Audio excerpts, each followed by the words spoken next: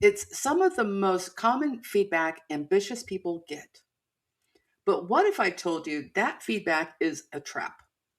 That it's not the real issue, but a vague coded message that you don't fit a mold that was never designed for you. He said, "You need more executive presence." Hmm. I asked him what he meant. "What outcome are you looking for?" And what I got back was just silence. He had nothing, just the label. They're told to get more gravitas, to command a room, to develop presence. But the feedback is so hopelessly vague, it's impossible to act on. You're left guessing, trying to twist yourself into a shape you can't even see.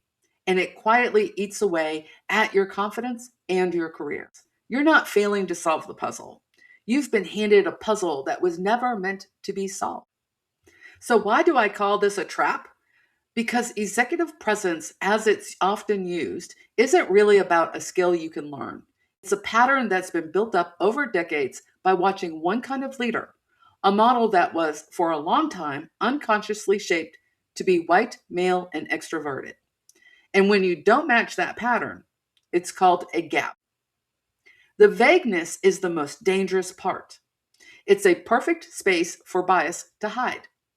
When a manager says, "I know it when I see it," what they often mean is, "I recognize what I've been taught leadership is supposed to look like." And the research backs this up. They are far more likely to be critiqued on their communication style, being told they're too aggressive or abrasive, while men with the same behavior are called assertive. Women of color often face an even heavier burden, judged on everything from their hair to the tone of their voice, just to be seen as professional.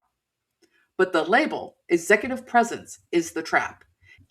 It bundles those legitimate skills with a pile of biased expectations about what a leader looks and sounds like. It puts all the pressure on you to change who you are to fit a narrow, outdated mold. It forces you into this state of performance exhaustion where you're so busy policing yourself that you lose touch with your actual strengths. Is it me? For the longest time, I thought it was me, but I didn't have a presence problem. I had a self erasure problem. Here's the reframe that changes everything.